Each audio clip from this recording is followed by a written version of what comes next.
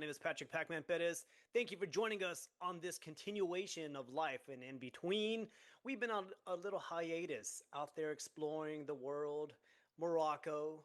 I'm talking about Diana, not me. Yeah. And then new jobs, new life.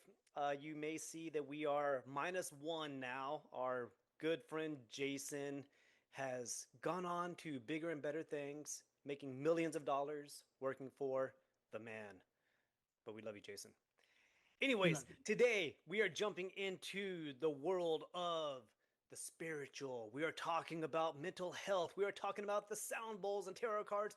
We have a very special guest today, Tina, joining us from the Fort Worth area.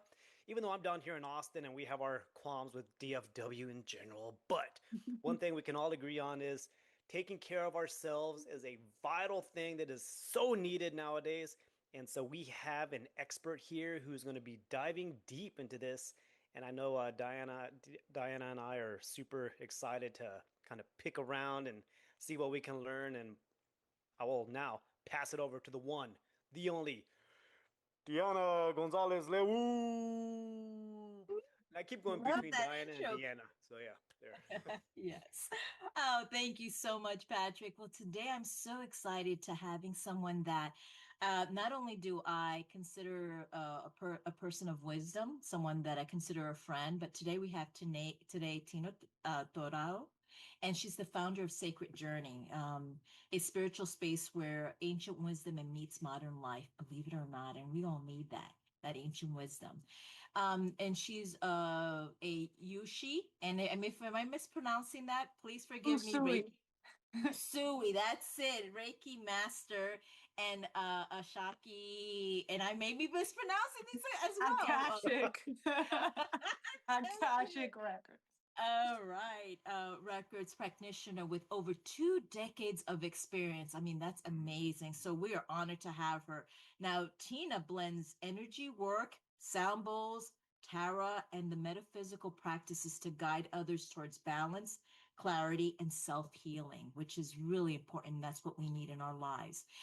Rooted in her Cuban spiritual lineage, Tina discovered her natural ability to channel energy at an early age. And this actually began first with animals and later through her works with people. Today, she weaves her together Reiki, Hawaiian healing, and Anka therapy with intuitive reading to create transformative experiences that help others release trauma, awaken their inner wisdom, and reconnect to purpose.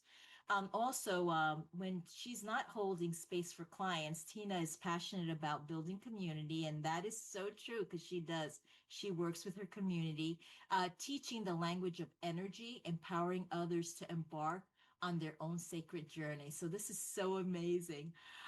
Thank you, Tina, for joining us today.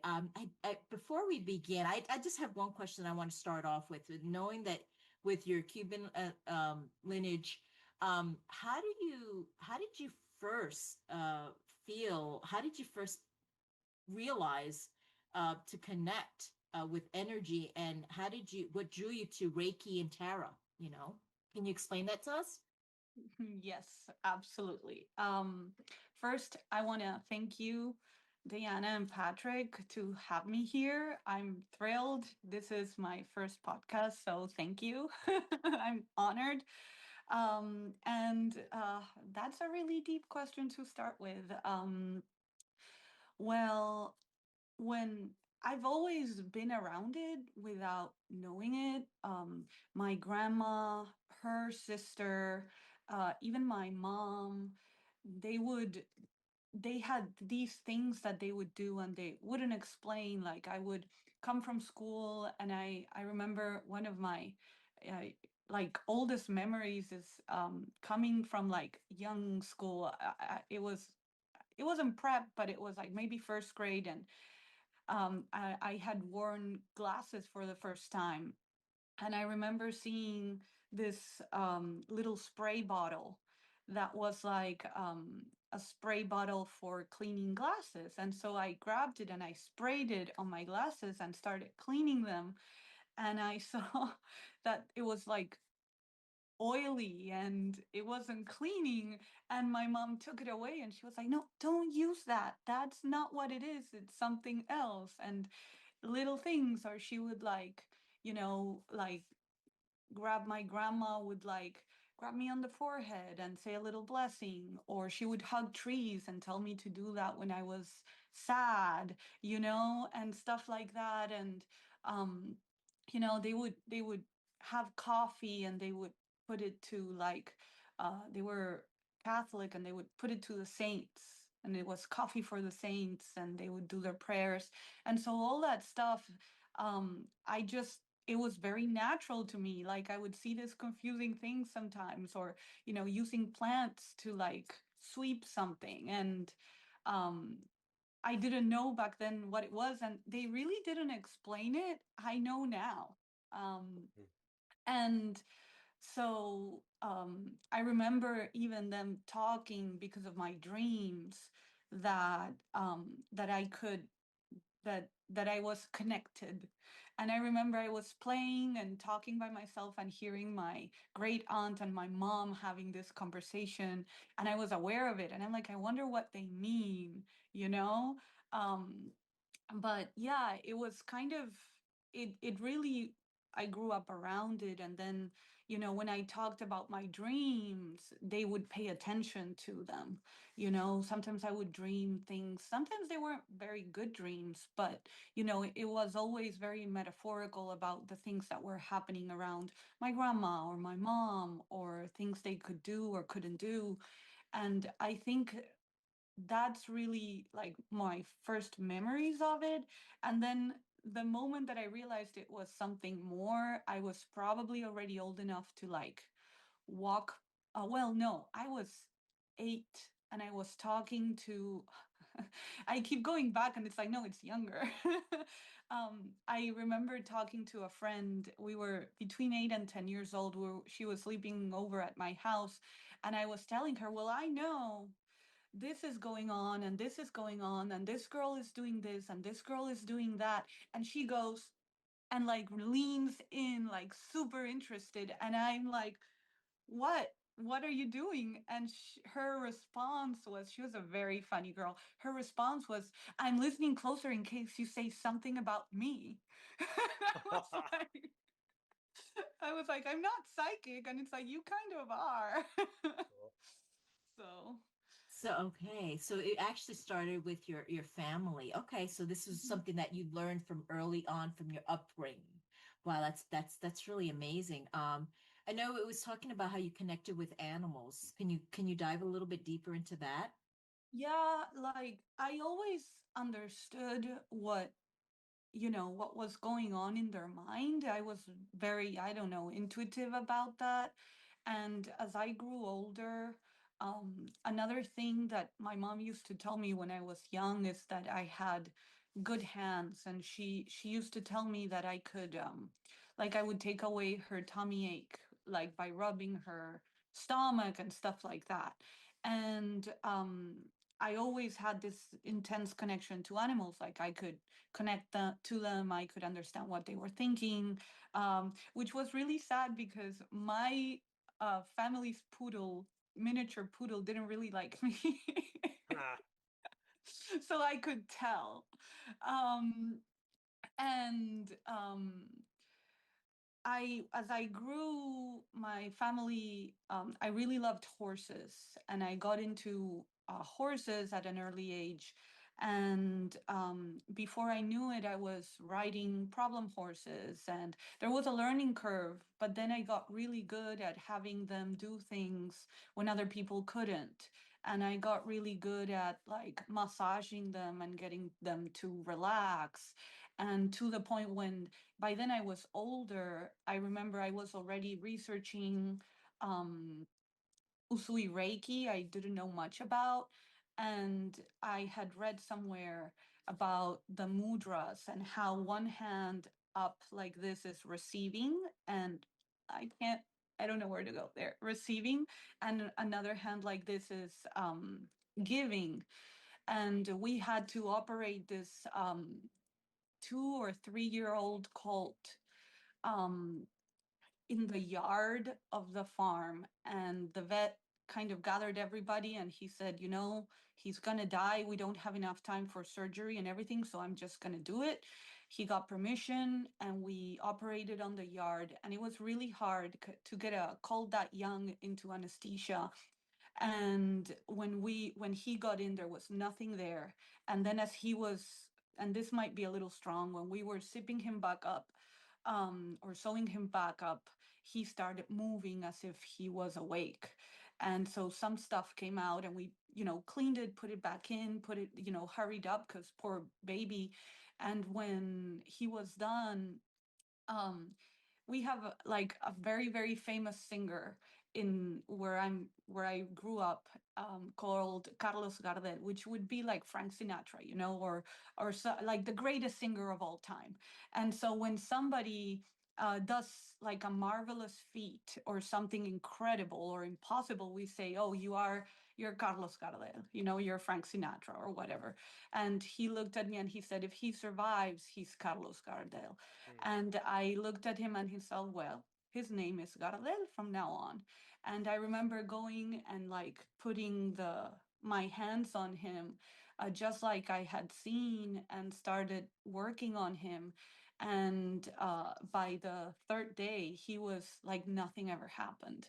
And honestly, he was the most horrible horse to ride. So I don't know if that was a blessing, Huh. but he did survive. So That's yeah. nice. Wow. I don't know, Patrick, if you don't, do you have a question to ask? Because I do want to share something, but I'll wait for you because I don't want to just like monopolize. Do Oh you have no, anything? yeah. This so I'm coming from a lens also of the spirituality that I grew up with, which technically would be the evangelical church.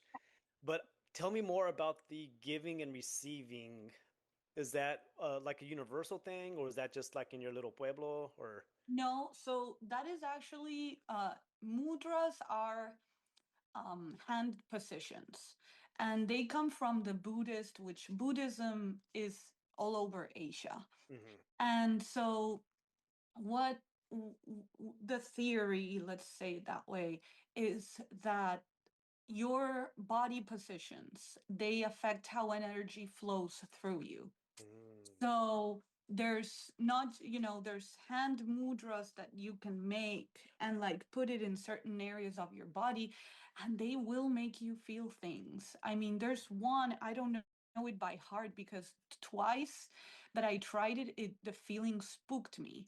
But it's like sort of like a hand position with like fingers down and up, and you put it in the very center of your head, and you feel your head like opening up. And it spooked me both times. I was pretty young. So that's the theory. So if you hold your hand like that, you're receiving like universal energy. And when you hold it down like this, you're giving energy. And Mhm. so the reason that they believe you're giving energy is because your hand is concentrated and you have like energy points in your hands, and so the energy flows.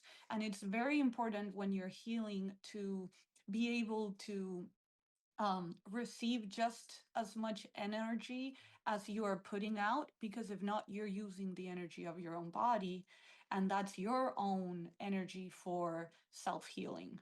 See, And that's so so, good for people who need like teachers, thinking you give, but yes, it's a balance. It's a balance. yes, No, this is absolutely. awesome, and I'll throw this out there too. I'll monopolize it now, Liana, haha, Go ahead, go because ahead, go. everything I'm hearing, and this is going to the listeners that might not know the world of Reiki and Tarot, because there's always so many similarities across cultures. And again, talking from when I grew up in the '90s, the whole Maranatha Evangelical Christian Church, it's you raise your hands is an act of surrender.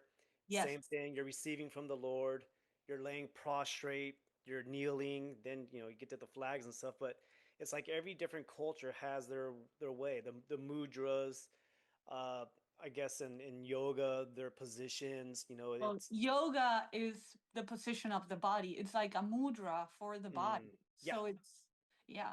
And then even in hip hop with b-boying, breaking, your freezes, your poses, your moves, you're telling a story, you're reconnecting with the earth, which even goes back to the tribal Native Americans, and it all interweaves, which I think is, it's cool because I'll say I've always kind of been a little, well, I don't know about Reiki and this, and my wife is, she is also has the same background as me, but I've realized a lot of Christians who come from that world and they start kind of deconstructing, especially nowadays, they deconstruct their faith, but they kind of find Reiki, tarot, and they find that because there's still a spirituality about it.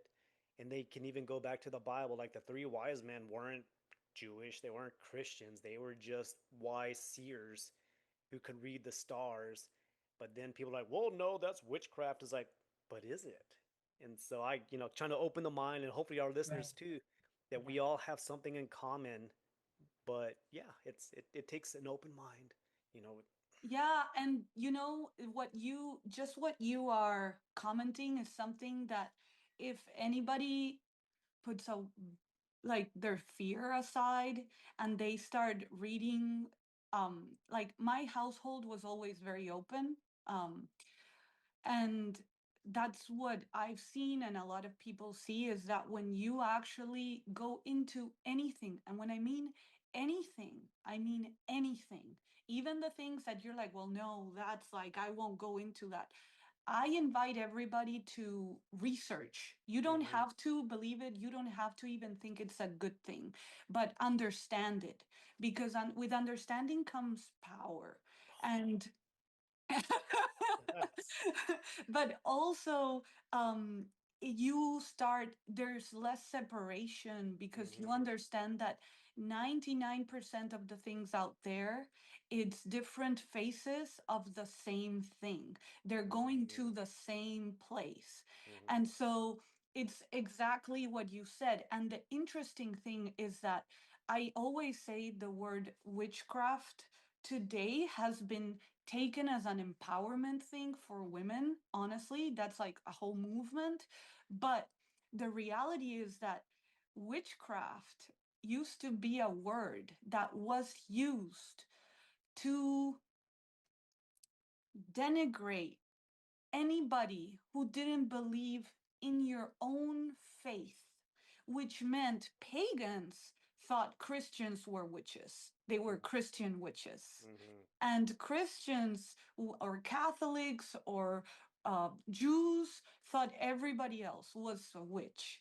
And it just meant that you were praying uh, to a different deity or um, a different energy than I believed in. Mm-hmm. So if you look at it that way, you know, uh, and then when things got more monotheistic, it became like there's only, like, if you had that worldview, there were no other gods. There was only the one evil thing and the one good thing. Mm-hmm. And so anything else, and that's how it got to like almost transformed into this adoration for something that is like, some people don't even believe in that, you know?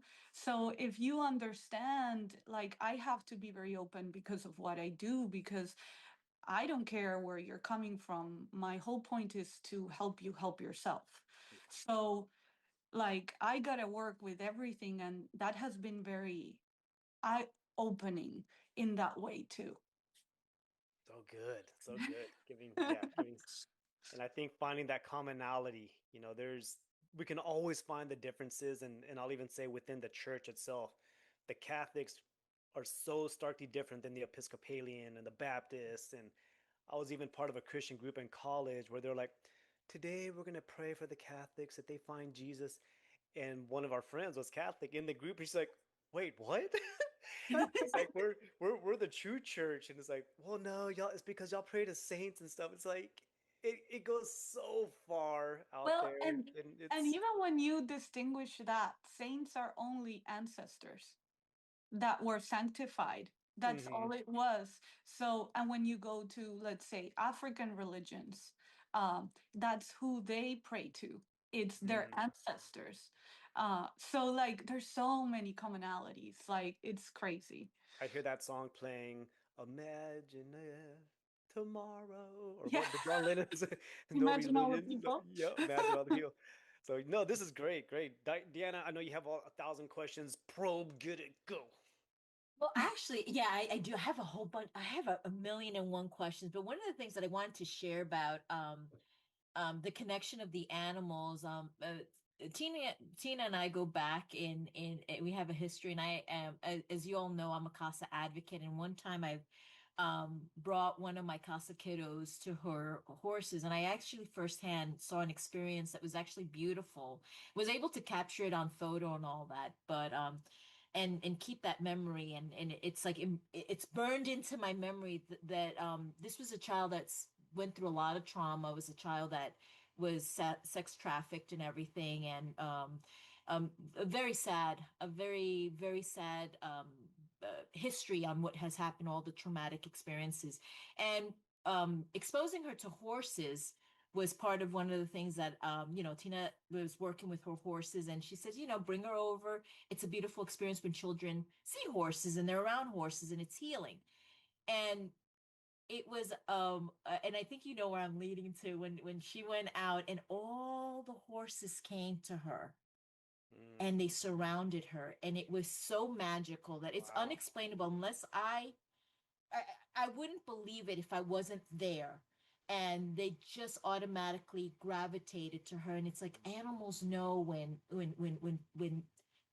people, human beings, are in pain or need healing. But it was such a beautiful experience that I just kind of wanted to touch on that firsthand. And for Tina, that was something that you commonly see. And Yeah. for me, it was the first, and I was like, wow. So I just kind of wanted to share that I firsthand was had the honor and privilege of seeing that. And do you have any touching stories like that, or something similar, or any of your journeys that you'd like to share? Well, with horses, because It could be with horses or with any other things that within what you practice, even well, with maybe with tarot or well, yeah, actually, well, one actually with tarot and children, um, I can say I had, I love to read kids, and I had this whole stigma before, brought down by my teachers: don't read to kids when they're too young and all these things, because people think tarot is fortune telling, and it can be, but it's not where where you get the most benefits. The most benefits is when it's the way it feels. There's a certain feeling when you read. People feel safe, feel held. And we actually did some pictures, aura pictures after reading. And I always come in like indigo blue and purple, which are interesting colors: the color of spirit, the color of a spirit as in God, and the color of transformation and Like the transmutation. color of our logo, I'm seeing. Yes, yes, yes, that's the color. And so it was very interesting, because when you read kids, and when you read some people too, like when you really let tarot do its things, it really touches the intricate questions that you've been pondering about your life. And so it gives clarity and guidance, because there's this stranger that is basically answering the questions you might have when you were driving down without ever having known you or been inside your head, or you even saying them out loud. Um, and so it can be very helpful for clarity, for you making your own choices. And when you read kids, that translates very much to kids, to their level. So, like, if they're struggling with friendships or with school or a teacher, or they feel pressured. I remember one kid I was reading, and of course, the parents were standing right next to them. And they I remember just reading. I didn't even know like who was standing next to him. I know an adult was standing next to him because I was focused on the cards, and I would tell him about this and that, this sport, and then it just said, and this teacher doesn't hate you. This teacher, like, he's actually looking out for you so that you can do better, and da da da. And then I go, and for some reason I was like, and listen to your dad, what your dad is saying. And the kid was just sitting there. He was maybe 10, and he was like, oh my God, how do you know? How do you know? And so the dad turns around when we're done, and he was extremely happy, the kid, and he goes and leaves me like a $50 tip. Oh, wow. Nice. He was like, and I'm like, there, it's not necessary. And he's like, thank you, just thank. Wow. I was like, um, and there was another one that really touched me because that's usually my experience with kids. And there was this aunt took her the big brother was there, and two younger, and the middle girl was maybe 12, and the youngest was maybe 5 or 6, like she was really young. And I would be reading, and the girl, the 12-year-old, wouldn't say anything, which is fine because that's the way it's supposed to be. But the little girl looked at her and said, "That's this, that's that." Like she was so intuitive. And when it was her turn, I got into it and I started feeling this sadness. And it wasn't as uplifting as I thought it would be. And um I had to look at her and tell her, your mom and dad love you. And this girl just started tearing up and I could feel her. I could see that she was scared of something in the closet. I could see things, and that she was feeling lonely and unprotected, and it just teared me up. So when we were done and I hugged her, and and she allowed me to hug her, and when she was done, her brother told me, it's okay, it makes total sense. And I'm like, I'm sorry, it usually doesn't go that way. And he's like, no, I'm so grateful you told her that, because our parents are going through a divorce. Mm. And so, and I kept telling her, it's not your fault. They are dealing with their own stuff. They love you. And I had no clue. So those were really moving with the tarot. And then with Reiki, one that impressed me particularly is this woman came with a cane in a in a what was it? I was giving a talk, and I'm like, okay, who wants to experience, if I can, it will help your pain level and it will help it go down, sometimes permanently, sometimes not, depends on the person. And she sat in the middle of like maybe 40, 50 people, and she came wiggling with a cane, and she sat down, and I started working with her, and she had her cane on her lap. And when I was done, I'm like, okay, so now get up and walk around and see how it feels. And this woman gets up and starts speed walking down the lane, Wow. and my eyes get wide, and I'm like, slow down. And everybody burst out laughing because I'm like, lady, don't, and she was fine. She was, Wow. yeah, that was, Wow. it, it doesn't, it, it doesn't surprise me, but it's still amazing that, that's able to happen. And it's not always, but I know there's certain limitations, but when it is, it's really gratifying. That is amazing. I was taking a walk with my wife this morning, and we started talking about this. I was like, we have this guest today, right up your alley. And I was telling her, I was like, the whole Reiki and energy.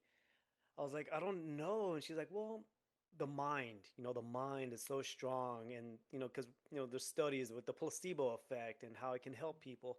She's like, so it's just, it's the thinking, it's a mindset. And in Christianity, it's as you think, so you become type of things.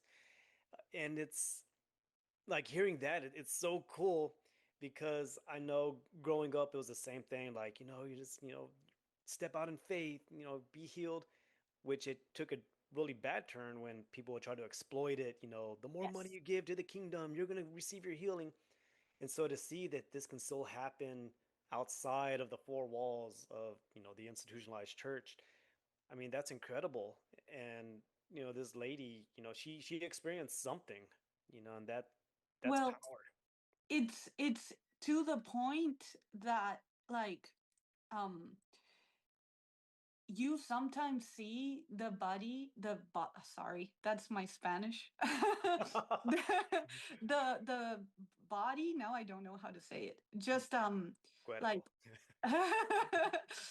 just like the inflammation go down, Wow. the like it's you know, I have so many theories of what it could be. Um but it's like, I will say, I believe it or not, I'm a huge skeptic.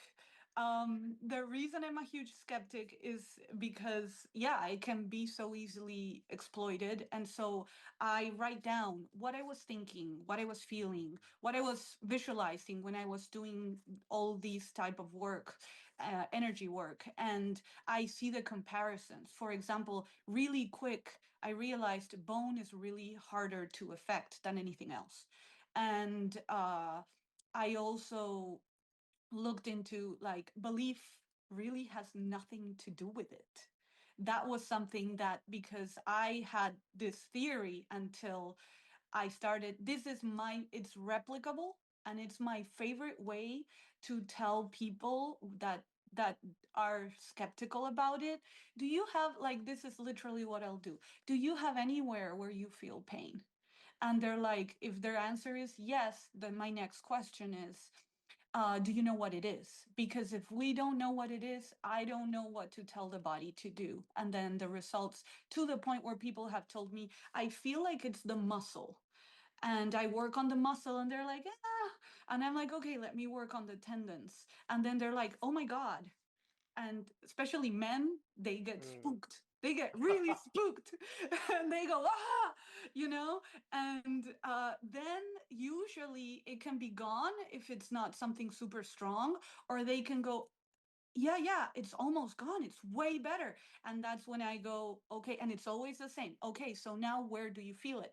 And immediately they go, okay, now it's here and here. It's like it went from a generalized pain to a focused pain. Mm. And to the point where it's gone. My ex-boyfriend, uh, first time he came in as a Reiki practitioner, but he came in because we had already met each other. So this was his way of, like, oh, let me see what you do. And I remember he had a pain on his arm. He said, I've had it for 4 6 years. And I remember I barely knew anything about this kid, and I put my hands on him, and I was like, and the pain was gone, and it never came back. And so then I said I could feel, where it came from and everything, and it was very emotional, very intimate about his life. And yeah, he was very surprised. Wow, that's Yeah. crazy. Amazing. It's cool to see other perspectives, other stories, and Yeah. for all of you out there who are stuck in your echo chambers, go out and learn, live through other people's perspectives. Yes. it's That it it's important. Yes. I'm sorry. Go ahead. Go ahead. no, that yeah, it's incredible. That was all I was gonna say. It is incredible. And I think I mean, me personally, hearing what you're saying and hearing Patrick, what he's saying, I think it's a combination of a lot of things. It's the healing hands, like that you can actually focus in, and also the combination of the mind, and we carry certain traumas and they manifest within our bodies, that pain that, and so it's breaking through that barrier, and then some, I think, may be a placebo kind of thing. Sometimes people need also someone to tell them, and they believe, so but I do encourage others to explore and be open-minded. um so let me ask you this, and how do you respond to people who think that, for example, everything that we're talking about today, tarot cards, all this, um, you know, there are a lot of fraudsters out there. How do I believe? How can I decipher who is the real deal and who isn't, you know? Yeah, so I learned this the hard way, because my family and I always had since I've been learning by getting my cards read, for example. And my first person was really, really good. She was this 80-year-old lady. She opened the door and started telling me everything, and everything that had happened last week. And my mom didn't know, no one knew. Wow. Yeah, yeah. And then she looked at me and she said, well, let's see what the cards say. And she just walked out. And I was left there like, my skeptical brain was trying to figure out how this happened. And she taught me the most just by reading me and by almost God spirit also being in my thoughts. Um, I remember one point thinking, I was not, I was, by then, I was trying to make her story or what she was telling me fit. She was like, and this was very much fortune telling because she was telling me, well, you're going to have a birthday party and all these people are going to be there. And I'm like, but all these people don't know each other. And so my brain was going to maybe we have like some kind of biological connection with our brains. And so she can only tell me things. This was my energy that day. I was like, how does this work? And so I was like, maybe she's only tells me things that I kind of already can sense. So maybe like there's something that science hasn't explained yet that we can like actually, our brains get into the same wave and we can connect. And so she can actually get information that I already have. And so she was saying, you're going to have a birthday party in a week and all these people are going to be there. And I was like, that's impossible. They don't know each other. And I was maybe in February, maybe, and she got really mad at me. And she, after like 10 minutes, and she slapped down on the counter and she said, "That's what I see. It'll be in a week. Do, do, do, do, do, do. Let's move on." And I've applied that enough now because, and lo and behold, my boyfriend at the time, I was really young. He asked me like, so how did it go? And I'm like, well, yeah, well, do we have a birthday in a week or so? And he's like, oh yeah, this person. And I was like, oh my God, I forgot. That's like the politician in town. He knows everybody. And lo and behold, he's like, when is it? It was a Friday. It was next Friday. And lo and behold, everybody was there. And I didn't. And the main thing is, I was questioning through that type of mindset. And it was almost like God came and said, like, watch this. And I didn't know that that was happening, but she could tell. So that blew my mind.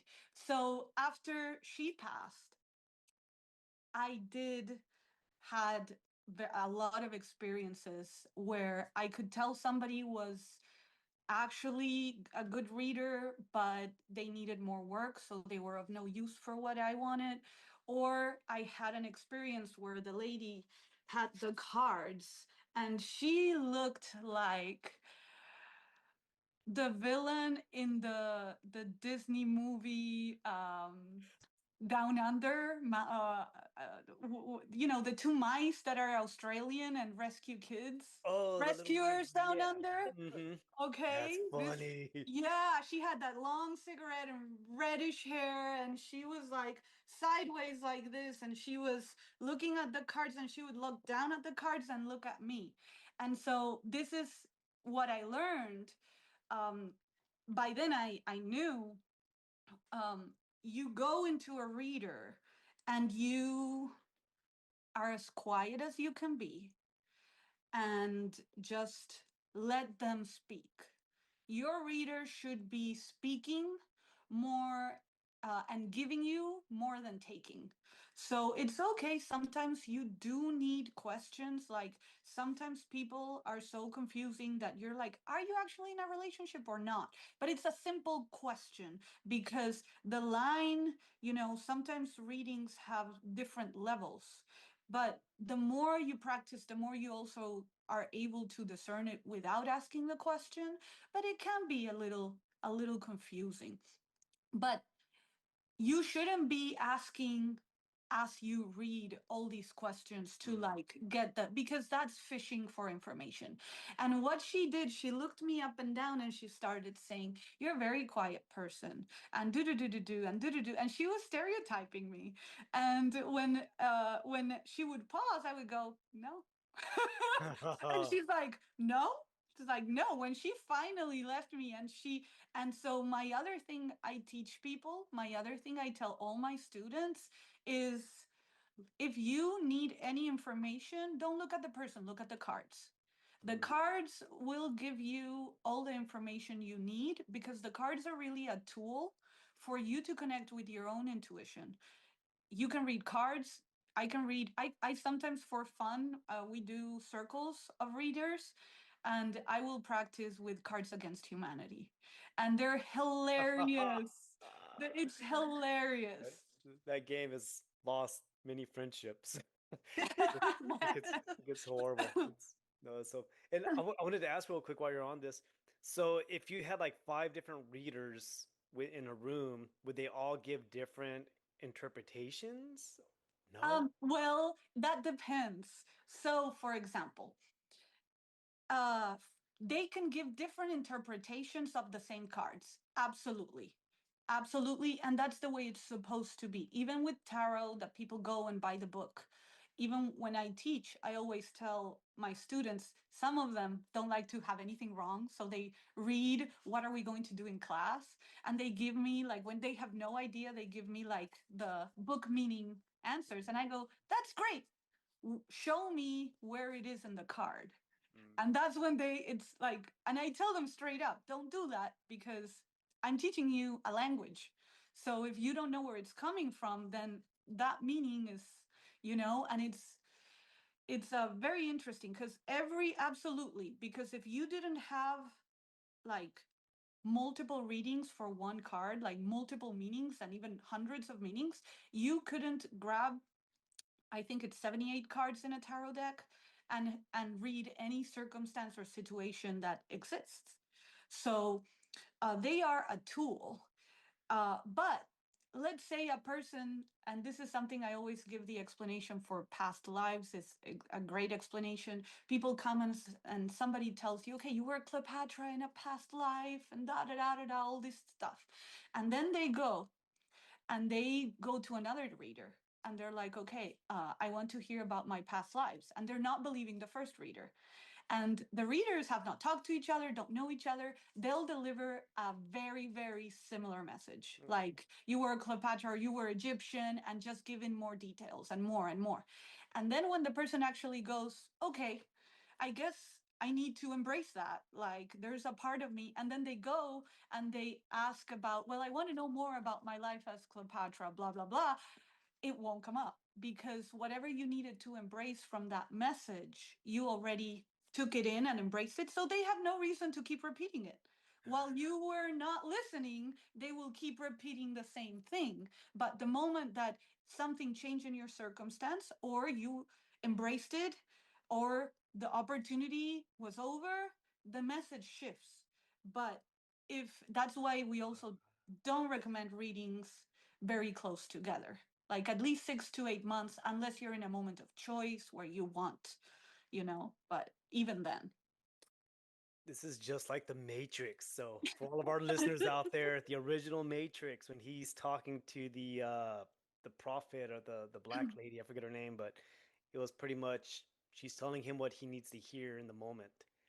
And that's Yes. crazy. And because we're recording visually here, I don't know anything about tarot cards. My wife does that. Do you have any there? Could you show us like what's what?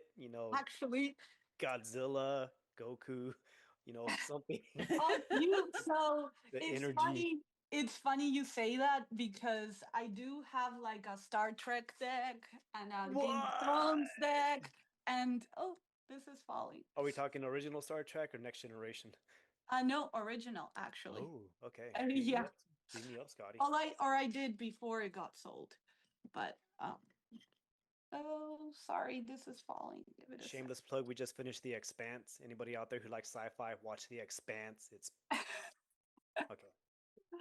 Oh, I gotta So, watch I have these tinies that I take everywhere, but like, okay, Right there. Oh. Yeah. here, yeah. So A this knight is, and wand. Okay. yeah, and then I think if you hold it in front of you, yeah, the Queen of that's Pentac. the Empress, Pentacles. or the The Queen of queen. Pentacles, the Queen of Yeah, Pentacles. that's the Queen of Pentacles. Yes. Okay, this is a major arcana. Strength. And so, who And created these cards? Are these like from Bhutan or? So, the tarot comes from the tarot key. This is actually the most popular one and one of the oldest, but not the oldest one. The oldest one is the tarot key or the tarot of Marcel. And there's many theories, so this is the one I know. And it's basically an Italian card game that in South America we still play a version of poker. Um, with it, it's called the Spanish, with what we call the Spanish cards. And the Spanish cards have the pentacles, the wands, um, the pentacles, wands, uh, cups, and Bastos. swords. And Bastos. swords. Yeah, the See, swords. Yeah. yeah. So Espadas. Yeah. we play games like poker or conga with those cards, but and that was like an Italian game that then went to Spain, that then came to where we're at. Hmm. And those are like the Knight of Wands that I just showed you. This is part of that deck, and that deck, it used to have knights, wands, pages, and kings, and then it would have like what we call the minor arcana, and it would have like the three of swords would be just there would be just like three swords wrapped in like leaves. Can you hold that up again? That would be a cool screenshot. Hold on, give me 1 second. Yeah. That's a good card. Oh no, it went back to Deanna. Okay, can you say something, Tina? It'll pull you back up on the main thing. I'm saying something Got right it. Cool. now. That'll be a really cool thumbnail for YouTube. So what happened was they grabbed that card and they added like this card, this these cards that are called the major arcanas, and they're archetypes. Okay, the archetype of strength, the archetype of the empress, the magician, the emperor, all that stuff. And so what happened is um, that became a fortune telling game, like a fortune telling thing, and gypsies spread it around everywhere. There's many historical theories. Some even say, and I don't know how factual this is, but that actually the emerald tablets from Egypt, so the gypsies come from being Egyptian, and so they were the traveling people, and they took that knowledge and the spiritual knowledge of the emerald tablets, and they incorporated it Mm. into the tarot. There's a whole theory about that, but eventually that deck, the Marcel, came into what this is the most famous deck, came into the hands of Rider Waite and Smith. I believe, okay, my memory is failing, but one of them is the actual painter of the cards, and the other one, either Smith or Waite, is actually magician of the time. And he was in a, you can call it like a group, a coven, but they weren't really witches, they were like magical practices, so like they would be more wizards kind of deal. And so what they did is they followed the Egyptian rites, and they learned a lot of stuff about like magical symbolism. And then that magical symbolism, um so with all of this going on, the cards were already being used for fortune telling games, and so what he did is he made his own deck based on the metaphysical knowledge. So he includes symbolism in here about manifestation. He includes symbolism here about astrology. So there's Saturn, there's Venus, there's cards that represent that. And he put all that magical symbolism together in the and adapted a lot of the major archetypes with that symbolism. And then, based on the classic fortune telling meanings, he instead added, like, for example, the 10 of Cups was usually a good card for love and family and spiritual. So he just asked the painter to do a portrait of the meaning so that he didn't have to, I don't know, tap into it so abstractly. Because before it would just be 10 cups, one next to each other, and some leaves. That And is so so, interesting. So yeah. my question now, could someone do tarot using like loteria cards? Because you Oh, have like La Luna, El Valiente, the Borracho from the game cards. if what do you mean by do tarot? Like read it? Mm-hmm. Oh Like do yeah, a you can reading. read anything. That's Anything. You crazy. can read What? anything. You can it's not about it's not a that's why there's tarot cards that are like for a movie, because you can just grab that whatever the person did, the artist, and let's say Game of Thrones, if you know the characters, when Tyrion comes up, you're going to know that it might be somebody short, but they have a big personality. Or you might not focus on the short part and be like, this person is really smart. Like they're very strategic. They're smart and funny, you Mm. know? You can, and because the more you know about the characters, that's just information that you have. And so the cards that come out are not random.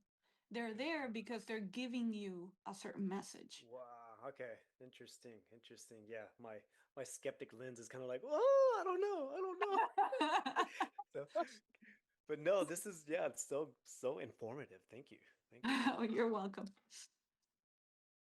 That yeah, so and the other thing that I wanted to add, it's that you mentioned is that there are also like so many different types of cards, but the key thing that you said is, as you know, like let's say the characters, that's the bottom line, the message that's coming through. Wonderful. Um, just out of curiosity, if you had to pick and pull out a card to represent Sacred Journey, what card would that be? Like, Oh, that's so hard. Um,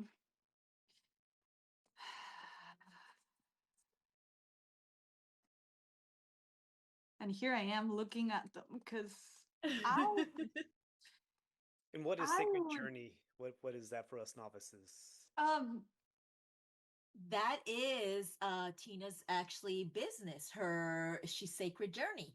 That Oh, I thought is it was a car. Okay. So yeah, so the okay, got it. Just so because and then we're gonna ask her what she would, if she had to pull a card out for life and in between, what would that be? got it. Got it. Okay. those are hard To pick. questions. I actually think, and here like there's a few for Sacred Journey that I could pull. Um, And if you had like maybe three your top three, if it's yeah. because it's hard So to narrow it down to one card, and yeah, that's because Sacred Journey is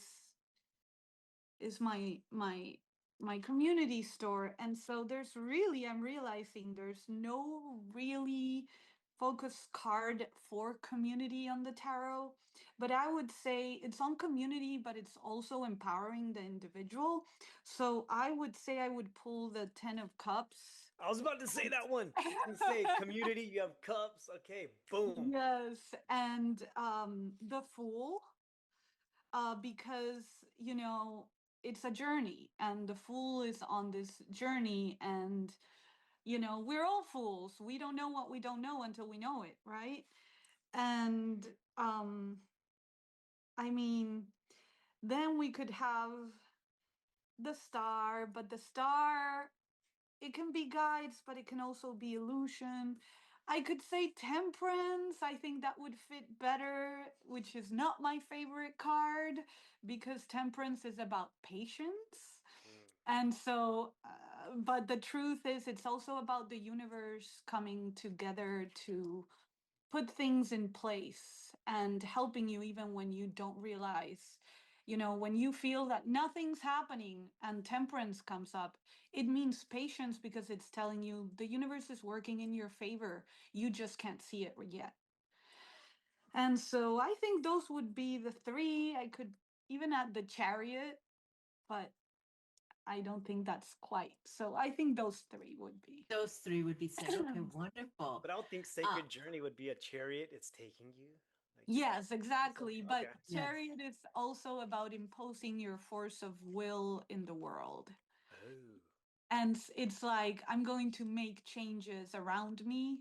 I'm going to, make a dent in the world around me. And so, um, Sounds like somebody in the White House. Ah. but it would be while if would be it would be if it would be connected to power of will, I would say it's more of strength, which is strength is the maiden opening the mouth of the lion, which teaches it's the first card I got out, and it's like it teaches about um love over and mind over instincts, so over aggression, how our kindness can win,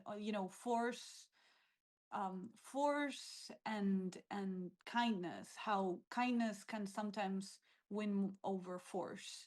And so if that's like inner strength, that's what it really is controlling your impulses to have a clear mind and clear thoughts, and your basic needs, not being in survival mode, being with that awareness of a higher point of view. So yeah, that's why I Actually, I went thought that was somebody with their dog. I didn't know that was a lion. I was like, strength with your dog? Yeah, you're protecting your dog. Okay. but yes. Wonderful. So okay. And then what about like for life in between, you know? What card would you pick? The chariot. Come Oh, on, the chariot. the The chariot. chariot. Yeah, we want Yeah. people to listen to our podcast, whether they want to or not. Let's see. I would say for the chariot, I kind of gotta look at them to really see. But I don't think the chariot is a bad one, actually. I think the star would be a good one for a life in between, because the star is about it's about how we see things. It's about guidance. It's about, feeling safe and looking at the world through a high lens. Mhm. So I would say the star would be a good one. Even the world would be another. I forgot about the world. The world would be another. The world would be one where, again, to me, this space is a safe space to talk about life and everything in between, right?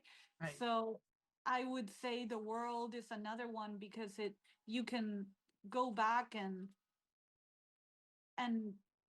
and talk about the lessons that you've learned and the cycles that have ended and that now you're free from because you've learned those lessons. And actually, the world a lot of times talks about, because of the internet, anytime the world comes up, it can talk about social media, about connections, about reaching out. So I would say those two would be really good ones, like the star, the world, the chariot, where you go searching for truth, you go searching for people that you want to, have exposure. So yeah. Searching for sponsors. That Yes, too.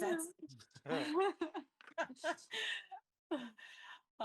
So Patrick, before we begin to wrap it up, do you have any other questions that you want to ask Tina before we, because we're coming up close to coming to an end? So I would say, what are three things, real quick, in 1 minute or less, three things you think everybody should know about tarot? Go. Three things. For novices, the skeptics, the novice, nope, somebody who's never dug into it. So, Okay. It has nothing to do with telling you what's going to happen in life unless you ask that specifically. The other thing is um, it can be really touching and healing experience. So I recommend it for everybody. Um, and you will not, you usually don't learn or receive anything you don't know. You mostly get validation for things that you might have been unsure of or a different perspective, and that brings clarity. clarity. That's the word of the day, clarity. Okay, cool. That is clarity. Yes, I That's love. for giving and Yes, receiving. forgive. Yes,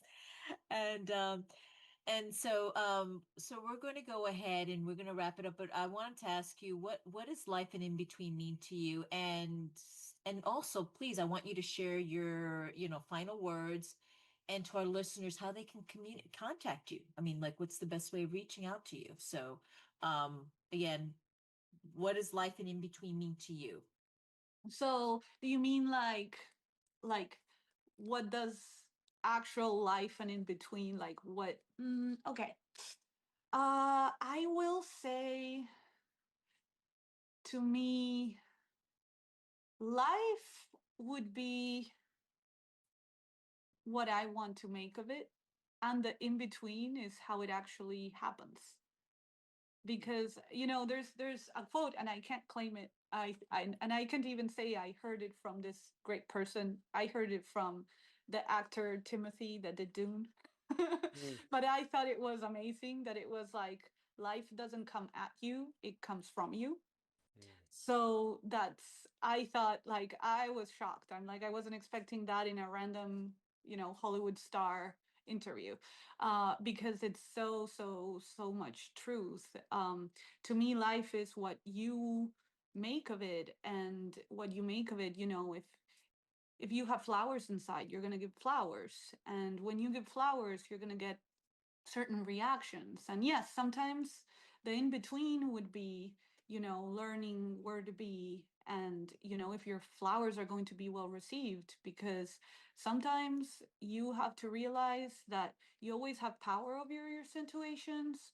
You just need to be in the right place to be appreciated, and that's your control. You don't have control over others, you have control over self. So to me, life is you and what you put out there, and the in between is when you figure out, where do I want to put it out, like in what place, and put yourself in that place, and it's the nice. process as you do that. Yeah. Nice. Mic drop right there. Love that. Love that. um Yes. yes, and well, to reach me, I've got sacredjourney111.com. That's our website, and we're trying our best to make it work all the time, but it's a new website and it still needs some tweaking to do. But you can always find our place in Watauga, Texas, on Denton Highway. Yeah, you can Google us, Sacred Journey Experience, and you can email us. Everything is on the website. Everything is on Google My Business. We're also on Facebook, Instagram, and even TikTok, not as much, but even TikTok. And our social media is always Sacred Journey 111 in everywhere. So yeah. Wonderful. Um, thank you so much for this opportunity. I No, really thank enjoyed you. it. I was really nervous, I and got to this was learn a lot about of fun. this. I can Yeah. actually go tell my Wonderful. wife now. I know about the Ten of Cups and the Chariot. Yeah, Um, it, well, thank you. one question: what is the 111? I mean, is there a specific meaning behind the ones?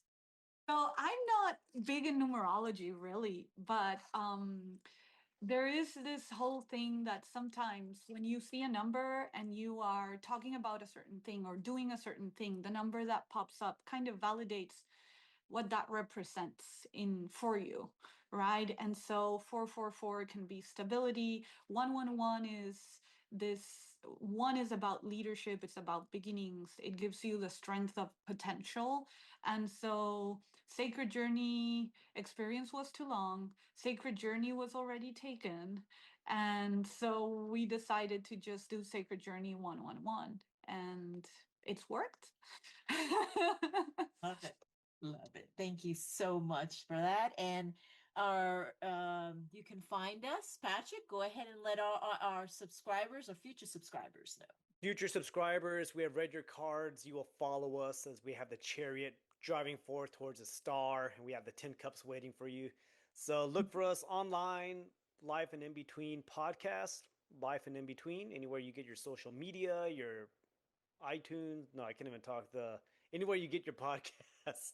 Yes, you So too know that. yeah, Yes. YouTube. So definitely we're going to continue to do more of the audio and visual so you can actually see us. I mean, we look just like the avatars in our photo right there. That's one of those is me. I don't know. But yeah, it was great having you. So everyone, thank you all so much for joining us. Go tell all your friends, tell your neighbors, tell your priest, tell your imam, anybody we want to hear and take you on this journey with us. Peace. Peace. Thank Thank you. you.